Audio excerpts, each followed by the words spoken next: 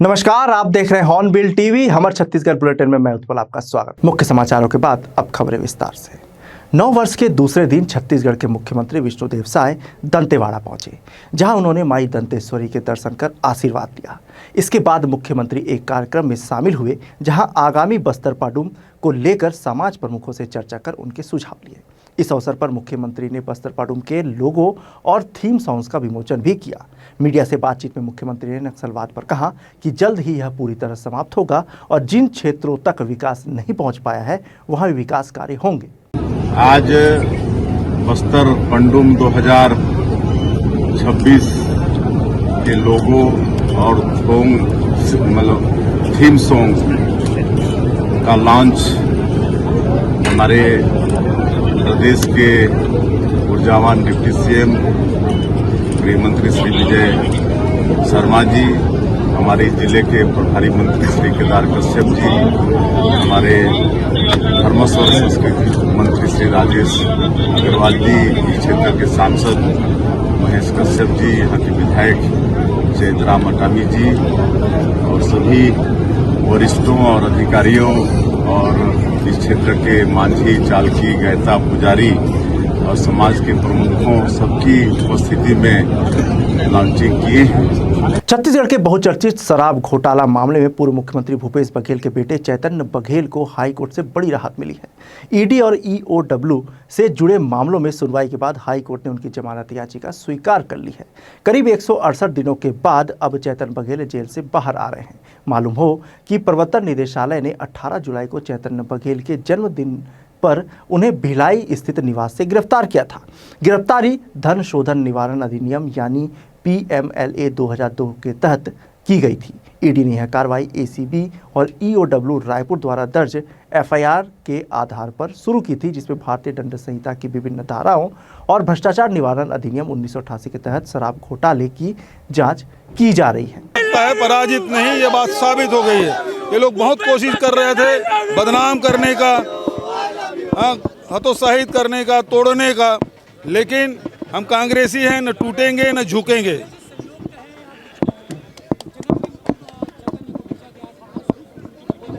बिल्कुल, ये ब्यास ही लौट आए खुशी।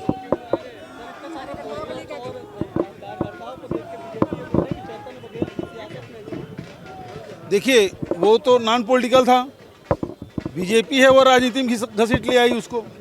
इतने सारे जो चैतन्य को जो नहीं जानते थे, मैं मतलब 100 करोड़ भी खर्चा करता तो शायद लोग नहीं जानते, उतना तो बीजेपी वालों ने कर दिया हैं कार्यकर्ताओं के लिए। देखिए, जब अन्याय अत्याचार किए तब भी कार्यकर्ता सत्य के साथ खड़े हुए थे। आज जब जीत हुई है तब भी सत्य के साथ हैं। तो कांग्रेस के लोग हमेशा सत्य की लड़ाई लड़ते हैं। हाँ जी, परिवार के लिए बहुत बड़ा दिन है। रायगढ़ जिले के तमनार क्षेत्र में पुलिसकर्मी से मारपीट के मामले को गंभीरता से लेते हुए पुलिस ने सख्त धाराओं में अपराध दर्ज किया है। SP दिव्यांग पटेल ने बताया कि मामले में लूट, हत्या के प्रयास और शांति भंग करने जैसी गंभीर धाराएं जोड़ी गई हैं। अब तक 2 आरोपियों की गिरफ्तारी की जा चुकी है, जबकि अन्य की पहचान CCTV फुटेज और अन्य स्रोतों से की जा रही है। उधर 14 गांवों के ग्रामीणों ने प्रेस विज्ञप्ति जारी कर घटना की कड़ी निंदा की और दोषियों को कठोर सजा देने की मांग की है। ग्रामीणों ने घटना को शांतिपूर्ण आंदोलन को बदनाम करने की साजिश बताया और निष्पक्ष जांच की मांग की। तमनार में जो कानून व्यवस्था की स्थिति बनी हुई थी, उसमें एक बहुत ही घृणित और अमानवीय घटना जो हुई है, उसमें हमारे एक महिला आरक्षक के साथ जो घटना हुई है, उसमें तत्काल गंभीर धाराओं में जैसे कि हत्या का प्रयास करना, लूट करना और शिल्पन करने की धाराओं में अपराध पंजीबद्ध किया गया है। अभी तक इस मामले में 2 आरोपियों की गिरफ्तारी हो चुकी है और बाकी सारे आरोपियों का भी फुटेज और अन्य सोर्सेज से पहचान की कार्रवाई की जा रही है और सभी आरोपियों की गिरफ्तारी की जाएगी। सभी आरोपियों को सजा सुनिश्चित किया जाएगा। सवाल किया, महिला पुलिसकर्मी की स्थिति कैसी है? ठीक है? अभी जो भी ये मामला बना हुआ है वो काफी गंभीर है, काफी संवेदनशील है और उसको हम उतनी ही गंभीरता से डील कर रहे हैं। और भी लोगों की गिरफ्तारियां हो सकती है? हाँ, इसमें जो भी शामिल होगा सबके ऊपर कार्रवाई करेंगे। बिलासपुर जिले के कोतवाली थाना क्षेत्र में एक युवक की आत्महत्या को लेकर तनाव का माहौल है। हिंदू संगठनों ने सोहेल खान पर नरेश साहू को आत्महत्या के लिए प्रेरित करने का आरोप लगाते हुए उसकी तत्काल गिरफ्तारी की मांग की है। इसी को लेकर कार्यकर्ताओं ने कोतवाली थाने का घेराव कर जमकर प्रदर्शन किया। मामले में एक वीडियो सोशल मीडिया पर वायरल हो रहा है, जिसमें मृतक नरेश साहू ने अपनी मौत के लिए सोहेल खान और उसके साथी को जिम्मेदार बताया है।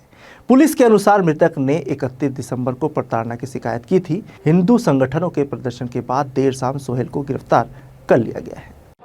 इस वक्त हम बिलासपुर जिले के कोतवाली चौक पे मौजूद है, यहाँ पे हिंदू संगठन के लोगों ने चक्का जाम कर दिया। आपको बता दें कि नरेश कुमार साहू की मौत के बाद यहाँ पे आरोपी सोहेल खान की गिरफ्तारी को लेके यहाँ पे बड़ी संख्या में संगठन के लोगों ने चक्का जाम कर दिया। इस चक्का जाम में अब देख सकते हैं छोटे छोटे बच्चे भी शामिल हैं। जानकारी मिल रही है कि सोहेल खान नाम का व्यक्ति है जो मृतक नरेश साहू को प्रताड़ित करता था, प्रताड़ना करता था। इससे तंग आकर नरेश साहू ने आत्महत्या कर ली, मौत को गले लगा लिया, जिसका एक वीडियो भी सोशल मीडिया में जमकर वायरल है। घटना के 3 दिन बाद अब हिंदू संगठन के लोगों ने यहाँ पे चक्का जाम कर दिया है। तस्वीरों में आप देखेंगे यहाँ पे बड़ी संख्या में पुलिस बल की तैनाती भी की गई है और हिंदू संगठन और पुलिस बल के बीच, पुलिस अधिकारियों के बीच बातचीत चल रही है। अब देखना होगा कि क्या कुछ इसमें पुलिस वाले एक्शन लेते हैं और कब तक आरोपी गिरफ्तारी होगी। जो पूरा नजारा आप देख रहे हैं कोतवाली चौक का है, जहाँ पे बड़ी संख्या में हिंदू संगठन के लोग यहाँ पे प्रदर्शन कर रहे हैं। चक्का जाम कर दिया गया है। आइए संगठन के लोगों से बात करते हैं कि उनकी क्या कुछ मांगे हैं और मांग पूरी नहीं होगी तो आगे क्या कुछ किया जाएगा। हिंदू संगठन के लोगों के द्वारा यहाँ पे चक्का जाम कर दिया गया। एक मुस्लिम व्यक्ति के ऊपर प्रताड़ना का आरोप लग रहा है। सोहेल खान नाम के जो व्यक्ति है उसके ऊपर आत्महत्या के लिए प्रेरित करने का आरोप लग रहा है। ये बात करते हैं क्या कुछ मुद्दे को लेकर यहाँ बैठी। देखिए, हमारा एक भाई है नरेश, जो सिर्फ स्टेटस लगाने की वजह से उसको मारा गया और उसने एफआईआर करवाने आया तो उसको बोल रहे हैं कि तुमने झूठे एफआईआर करवाए और इस दंश को वो झेल नहीं पाया क्योंकि पुलिस प्रशासन भी उसका साथ नहीं दे पाई और हम भी शर्मिंदा है कि हम हिंदू भी उसका साथ नहीं दे पाए। आज उसके कातिल अभी भी यहाँ पे घूम रहे हैं, इंस्टा पे वीडियो डाल रहे हैं, उसके बाद भी पुलिस प्रशासन इतनी सक्रिय होने के बाद बिलासपुर पुलिस उसको पकड़ नहीं पा रही है। बहुत खेद है कि हम हमारी संख्या ज्यादा होने के बाद भी हिंदू समाज आज प्रताड़ित है कुछ चंद लोगों की वजह से। सड़क में बैठने की जरूरत क्यों पड़ गई? क्योंकि उसके हत्यारे को अभी तक सजा नहीं मिली है, जिसके कारण वो आत्महत्या किया है। वो अभी तक पुलिस उसको सजा नहीं दे पा रही है। मांग पूरी नहीं होगी तो आगे क्या कुछ सोचे? विशाल धरना प्रदर्शन होगा यहाँ पे। तो बता दें कि नरेश साहू की मौत के बाद यहाँ पे चक्का जाम की स्थिति निर्मित हो गई है। इन संगठन का कहना है कि अगर उनकी मांग पूरी नहीं होगी तो एक बड़ा आंदोलन किया जाएगा। और भी लोग आइए बात करते हैं इनसे। जी, आपका क्या कुछ कहना है? सड़क पर बैठने की जरूरत क्यों पड़ गई? शासन प्रशासन की निगाह में ये चीज नहीं आ पा रही है, क्योंकि अगर अपन किसी प्रकार से आवाज निकाल रहे हैं तो आवाज सुनने वाला भी कोई नहीं है। हम लोग को रोड में आने के लिए मजबूर करने वाला भी शासन प्रशासन है। अगर ये कार्रवाई अगर परसों ही रात में अगर हो जा रही थी तो अपने को हमारा एक कार्यकर्ता जो है उसको हम लोग खोते नहीं, और कार्यकर्ता को खोने के दुख के साथ में हम लोग को सबसे बड़ा समस्या ये है कि प्रशासन इतना कुछ देखने के बाद भी उसको नहीं अरेस्ट कर पाई। यहाँ पे कोई एक आदमी अगर FIR करवाता है, क्यों ना झूठी क्यों ना हो, फिर भी उसमें जो आदमी आरोपी रहता है उसको तुरंत पकड़ करके पुलिस कार्रवाई करना स्टार्ट कर देती है। यहाँ पे जब पता चला कि मारपीट किया गया तो उसके ऊपर भी कार्रवाई अगर हो जाती तो हमारे कार्यकर्ता जो है उसको हताश होना हमको नहीं पड़ता और वो आत्महत्या नहीं करता। ये चक्का जाम कब तक रहेगा? ये जब तक कभी उसको पकड़ करके आरोपी को नहीं लेकर के आएंगे तब तक हम लोग शासन प्रशासन को दिखाने के लिए हम लोग यहाँ पे बैठे हुए हैं कि लोग अपना कार्य को जितना तेजी से हो सके कर सके। संगठन के लोगों का कहना है कि जब तक आरोपी की गिरफ्तारी नहीं होगी तब तक ये चक्का जाम जारी रहेगा। बिलासपुर के कोतवाली चौक में चक्का जाम किया गया है और संगठन का साफ चेतावनी है कि जब तक आरोपी की गिरफ्तारी नहीं होगी, उनकी मांग पूरी नहीं होगी, तब तक ये आंदोलन जारी रहेगा। कैमरामैन मोहन सिंह के साथ जिया खान, हॉर्नबिल टीवी। पुलिस लगातार उसकी पतासाजी में लगी हुई थी और कल बिलासपुर से ही उसको अरेस्ट किया गया है। आज कोर्ट में पेश किया जाएगा न्यायिक रिमांड के लिए। क्या कुछ बातचीत के दौरान जांच में निकल के आएगा? अभी उससे पूछताछ करेंगे जो बाकी चीज़ों के बारे में। और रही बात जो मृतक है उसमें मुंगेली थाने में उसमें 306 का FIR जो है, प्रताड़ना का FIR जो है पंजीबद्ध किया जा रहा है और वहाँ पे उसकी पृथक से जांच होगी। नए वर्ष 2026 में ACB की छत्तीसगढ़ में पहली ट्रैप कार्रवाई सामने आई है। ACB इकाई बिलासपुर ने रायगढ़ जिले के धर्मजयगढ़ में SDM कार्यालय में पदस्थ बाबू अनिल कुमार चेलक को 1 लाख रुपए रिश्वत लेते हुए रंगे हाथों गिरफ्तार किया है। डर के कारण आरोपी ने रिश्वत की रकम को अपने शासकीय आवास के पीछे फेंक दिया था, जिसे ACB टीम ने बरामद कर लिया। DSP ACB बिलासपुर अजितेश सिंह ने बताया कि ग्राम अमली टिकरा निवासी राजू कुमार यादव ने 24 दिसंबर 2025 को शिकायत की थी। शिकायत में बताया गया कि भूमि क्रय और नामांतरण के बाद बाबू अनिल चेलक ने गलत रजिस्ट्री का हवाला देकर शिकायत नस्तीबद्ध करने के बदले 2 लाख रुपए रिश्वत मांगी थी। सत्यापन के दौरान पहली किस्त में 1 लाख रुपए लेने पर सहमति बनी। 2 जनवरी 2026 को योजनाबद्ध तरीके से ट्रैप की कार्रवाई की गई। आरोपी ने राशि हाथ में लेने के बाद संदेह होने पर दरवाजा बंद कर लिया, लेकिन कड़ाई से पूछताछ में उसने पैसे फेंकने की बात स्वीकार की। दुर्ग नगर पालिका निगम में गुमटी आवंटन को लेकर बड़े भ्रष्टाचार के आरोप सामने आए हैं। राष्ट्रीय आजीविका मिशन के तहत फुटपाथ व्यापारियों को 2 वर्ष पूर्व गुमटियों का आवंटन किया गया था। आरोप है कि सर्वे के बाद संबंधित अधिकारी मुक्तेश ने हितग्राहियों से नगद राशि लेकर गुमटियां दी, लेकिन उन्हें कोई वैध रसीद या दस्तावेज नहीं दिए गए, जबकि चेक से भुगतान करने वालों को दस्तावेज उपलब्ध कराए गए। मामले पर अधिकारी मुक्तेश ने ऑन कैमरा कुछ भी कहने से इनकार किया। वहीं महापौर अलका बागमान ने जांच में गड़बड़ी मिलने पर सख्त कार्रवाई की बात कही है। एक मिनट, हाँ, अपना सबसे पहले अपना पूरा परिचय दीजिएगा। मेरा सर नाम मनोज गुप्ता है। सिर्फ राधे राधे मलाई टी स्टार के नाम से मलाई मार के 7 साल से यहाँ पे बैठ के चाय पिला रहा हूँ। मैं पहले एक मैजिक में, टाटा मैजिक में ऐसा लगाया करता था। नगर निगम का सर्वे हुआ, उस सर्वे में बताया गया, मेरे को भी तोड़ने के लिए आया गया, तो मैं यहाँ से उठा नहीं। कमिश्नर आ गए, अधिकारी आ गए, आखिर में सबने मिल के मेरे को एक कार्ड दिया। सर्वे कार्ड सबके लिए बढ़ रहा है, जो जो दुकान रोड में घूम रहे हैं उनको गुमास्ता देना है, ऐसा करके मेरे को दिया गया कार्ड। कार्ड देने के बाद मैं दुकान, मेरे को लाइटिंग करने के लिए पैसा देने गया डाटा सेंटर में 1,40,50,000 रुपया। तो उतना बड़ा रकम था। मैंने बोला सर मेरे को तो पैसा दे रहा हूँ, मेरे को रसीद चाहिए था। तो बोले रसीद आप वहाँ पे जाना, जो अपना ठेकेदार है, विकास ठेकेदार था यहाँ पे, गुमती बना रहा था, उसको पैसा देने के बाद मैं आज तक कई बार उसको फोन लगा चुका, मेरा फोन नहीं उठाता। मैं दिल्ली में हूँ, मैं वहाँ हूँ, मैं आपको खुजवा के आपको देता हूँ सीरियल नंबर जो भी है दुकान का मेरा। ना मेरे को रसीद दिया, ना कुछ दिया। नगर निगम भी गया डाटा सेंटर, तो वहाँ भी मेरे को कोई कुछ नहीं दिया गया। वहाँ बाजार हाट भी गया, वहाँ से भी मिलने गया, तो वहाँ कोई कमिश्नर साहब से भी 1 हफ्ता पहले मिलने गया रहा। कमिश्नर साहब बोलते हैं सब मेरे को पता ही नहीं है, जबकि वो शहर के अधिकारी है, नगर निगम के मेन अधिकारी आयुक्त होते हुए जब इनको इस शहर के बारे में कुछ इनको पता ही नहीं, तो ये देश का क्या विकास कर सकते हैं? आप इसके बारे में मैं पूछना चाहता हूँ। कोई कागजात नहीं है हमारे पास, कोई कागजात नहीं है, तो हमको गुमास्ता बनवाना है, अपने परिवार के लिए कहीं लोन लेके घर लेना है या कुछ लेना है, तो आप नगर निगम जाओ तो आप सब दुकान गुमास्ता बनवाइए। तो मेरे कोई मदद ही नहीं करता। जब मदद ही नहीं करे तो मैं गुमास्ता कैसे बनवाऊंगा? अधिकारी से बात करते हैं वहाँ पे राजस्व विभाग में, वो क्या कहते हैं? वो राजस्व विभाग बोलते हैं बाजार विभाग में जाओ, वहाँ जाओ, ऐसा करके कई बार मेरे को नचाए। मैं अभी बहुत थक चुका हूँ। मैं कलेक्टर के पास लेके जाए का आवेदन, वहाँ बैठना चाहता हूँ, बात करना चाहता हूँ कि सब पैसा को लेके नगर निगम के फंड में डाला गया कि अपने फंड में डाला गया, ये किसके हिसाब से दुकान बटी है, कि सरकार की है कि अधिकारियों ने अपने मन से बांट दिया हमारे बाप का जागीर समझ के, है ना? इसलिए मैं चाहता हूँ कि इनको तुरंत तत्काल कागजात, इनको जो भी पैसा दिया इनको हिसाब से, भाई हम किसी जगह बेचेंगे, जब उसको रजिस्ट्री करवाएंगे, पट्टा का कागजात के देंगे, तब तो वो बिकेगा क्या?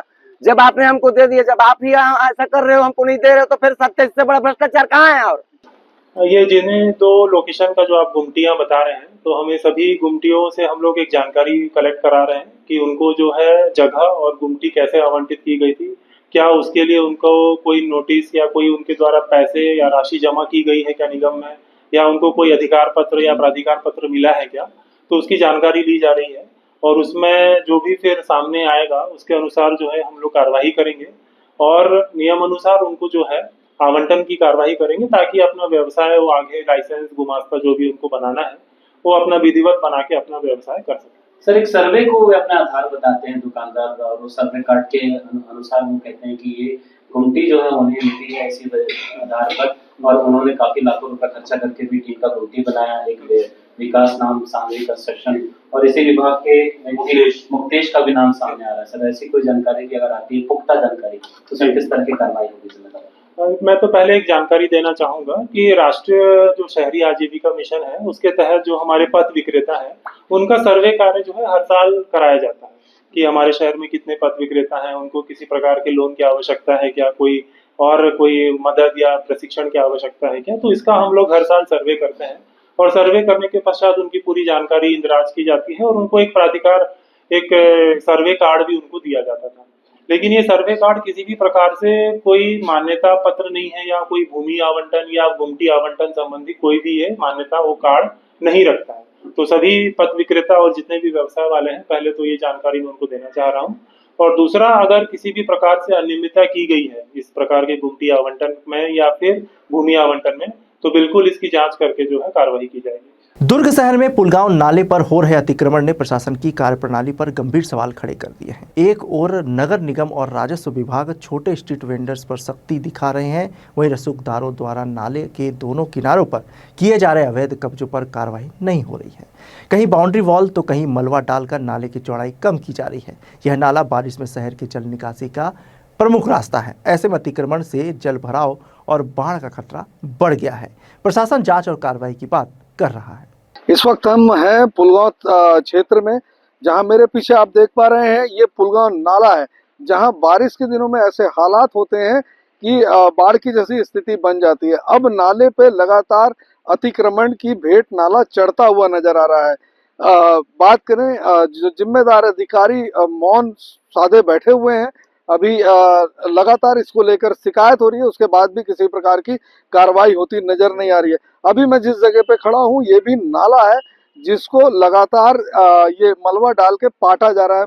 देख पा रहे हैं आप, इधर से भी एक अतिक्रमण हो गया है और नाले के उस पार की जो स्थिति है वहां भी नाले के किनारे पाट दिया गया है और एक नई दीवार खड़ी कर दी गई है।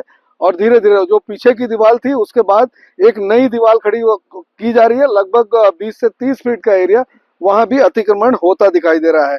लेकिन बात करें जिम्मेदार अधिकारियों की तो कोई भी कार्रवाई यहाँ होती नजर नहीं आ रही है। अब देखना होगा कि आने वाले समय में जिम्मेदार अधिकारी क्या कुछ करते हैं, किस प्रकार से अतिक्रमण को रोकने का काम करते हैं। बिलासपुर जिले के रतनपुर क्षेत्र के ग्राम गाजीपुर से किसानों के लिए चिंताजनक मामला सामने आया है। यहाँ 20 से अधिक किसानों की निजी जमीन को सरकारी दर्ज कर दिया गया है। पीड़ित किसान पिछले कई महीनों से कलेक्टर कार्यालय के चक्कर काट रहे हैं, लेकिन उन्हें सिर्फ आश्वासन ही मिल रहा है। किसानों का आरोप है कि जमीन सुधार के नाम पर क्षेत्र के पटवारी ने उनसे करीब 10,000 रुपए की मांग, जिसे उन्होंने दिया भी। इसके बावजूद उनकी जमीन सरकारी दिखा दी गई। मामले में पटवारी और राजस्व अधिकारियों की मिलीभगत की आशंका जताई जा रही है। किसानों ने चेतावनी दी है कि जल्द समाधान नहीं हुआ तो वे बड़ा आंदोलन करेंगे। आधार है, मैं एक कृषक हूँ, ग्राम घासीपुर, पटवारी हल्का नंबर 3 का। मेरे पिताजी द्वारा 3 जून 1996 का जमीन खरीदी गई थी। उस जमीन पटवारी के B1 नक्शा खसरा के आधार पर खरीदी गई जमीन है। और उसी जमीन आगे पहले 14/4/88 को रामानुज ने चंद्रिका वैष्णो से बेचे था और चंद्रिका वैष्णो से मैंने 96 में खरीदा हूँ। मेरे पिताजी ने क्या हो गया वो जमीन खरीदे हैं और अभी वर्तमान में उस जमीन को शासकीय जमीन बताया गया है। पता चला शासकीय शासकीय पता चला। मैं 30 जून को जब मैं धान खरीदे और खातू खरीदने के लिए आवेदन करने गया B1 नक्शा खसरा के लिए, तो पटवारी ने मुझे थमा दिया, तुम्हारी जमीन शासकीय हो गया है कि दिखा दिया। कौन पटवारी? ये पटवारी है, पटवारी हल्का नंबर 3 भानु चंद्राकर ने। तो मैं निवेदन किया, भैया ऐसे कैसे हो सकता है कि बिना आपको सूचना दिए हुए। तो कहा आपके नाम पर नोटिस निकला था, लेकिन नोटिस में हमें अनुपस्थिति दिखाया गया है। आपको नोटिस की कोई जानकारी नहीं है। फिर बाद में ये देखे 11/8 को हमको पुनः नोटिस जारी किया है। उसके 2 महीना पहले हमारी जमीन को शासकीयकरण कर दिया गया था। यानी शासकीय करने के बाद आपको नोटिस दिया है। हम चाहते हैं डीएम से हमारा आवेदन पड़ा हुआ है, पटवारी और तहसीलदार कर से निवेदन किए हैं कि हमारी ज़मीन को पुनः रिकॉर्ड में दर्ज कर वापस दिया जाए, हमारे धान को खरीदी किया जाए। हमारे एकमात्र वही एक सहारा है जीवन जीने हम किसानों का। हम लोग 26 लोग किसान लोगों का ज़मीन को शासकीय वैधानिक दस्तावेज नहीं जमा करने के कारण निरस्त किया जाता है, ऐसे लिखा है। तो हमको जब जानकारी नहीं है तो हम बिना दस्तावेज जमा कैसे करेंगे? और दस्तावेज लिए फिर उनके पास जा रहे हैं तो कहते हैं कि अभी तुम न्यायालय जाओ। तो हम न्यायालय क्यों जाएंगे? आपने जब रिकॉर्ड दिया, B1 नक्शा खसरा दिया, तब तो हम तो रजिस्ट्री में किया है। आपका नाम बताइए। तो रजिस्ट्री होने के बाद, नामांतरण होने के बाद, और उसी जमीन का 9 डिसमिल का भूआ ज्ञानाधर शास्त्री। कोरिया जिले के सोनहत ब्लॉक अंतर्गत ग्राम पंचायत तंजरा के आश्रित दूरस्थ वनांचल क्षेत्र पलाली डांड के ग्रामीण आज भी बुनियादी सुविधाओं से वंचित हैं। गांव में अब तक न तो बिजली पहुंच पाई है और न ही सौर ऊर्जा की कोई स्थायी व्यवस्था हो सकी है। करीब 10 वर्ष पूर्व दी गई और सौर ऊर्जा होम लाइटें अब खराब हो चुकी है, जिससे रात में मुश्किल से 1 घंटे ही रोशनी मिल पाती है। अंधेरे के कारण बच्चों की पढ़ाई प्रभावित हो रही है और जंगल से सटे क्षेत्र में जंगली जानवरों का खतरा भी बना रहता है। ग्रामीणों ने प्रशासन से जल्द स्थायी समाधान की मांग की है। यहाँ बिजली का समस्या है। यहाँ ये सोलर लगा है, क्रीड़ा विभाग आज तक देख रेख करने के लिए नहीं आई है। ये जो क्या बोलते हैं 5 साल पहले लगा था और यही 1 आध जो बल्ब हैं उसी में काम चल रहा है और अधिकारी आते हैं लेकिन जानकारी देते हैं देने के लिए, लेकिन उसका कोई निवारण नहीं हो रहा। समस्या है सर, और रोड का भी है। रात के समय कितने देर तक लाइट जलता है? 1 घंटा जल जाता है और वही बस खाने पीने के लिए, कभी तो खा भी नहीं पाते हैं और बच्चे लोगों को भी पढ़ने में तकलीफ, जो स्कूल जाते हैं उतना ही समय तक पढ़ते हैं। अब लाइट का सुविधा नहीं है तो कहाँ से पढ़ पाएंगे। आप लोगों ने कभी लाइट के लिए मांग किया है? मांग तो करते हैं सर, मांग हो नहीं पा रहा है। पौष माह में मनाए जाने वाले इस पर्व पर बच्चे और युवा घर घर जाकर अनाज व दान एकत्र करते हैं। छेरछेरा से सामाजिक एकता मजबूत होती है और जरूरतमंदों की सहायता का संदेश मिलता है। छत्तीसगढ़ के पारंपरिक लोक पर्व छेरछेरा की रौनक इन दिनों ग्रामीण अंचलों में देखने को मिल रही है। पाली विकासखंड के ग्राम पंचायत बोईदा सहित आसपास के गाँव में यह पर्व पूरे उत्साह और परंपरागत रीति रिवाजों के साथ मनाया गया। सुबह से ही गाँव की गलियों में छेरछेरा माई कोठी के धान लाहेरा की गूंज सुनाई दी। बच्चे, युवा और बुजुर्ग पारंपरिक वेशभूषा में घर घर जाकर अन्नदान एकत्र करते नजर आए। छेरछेरा पर्व अन्नदान के साथ साथ सामाजिक एकता, भाईचारे और छत्तीसगढ़ी संस्कृति को सशक्त करने का संदेश देता है। आज के बुलेटिन में बस इतना ही। मुझे दीजिए इजाजत। देखते रहिए हॉर्नबिल टीवी।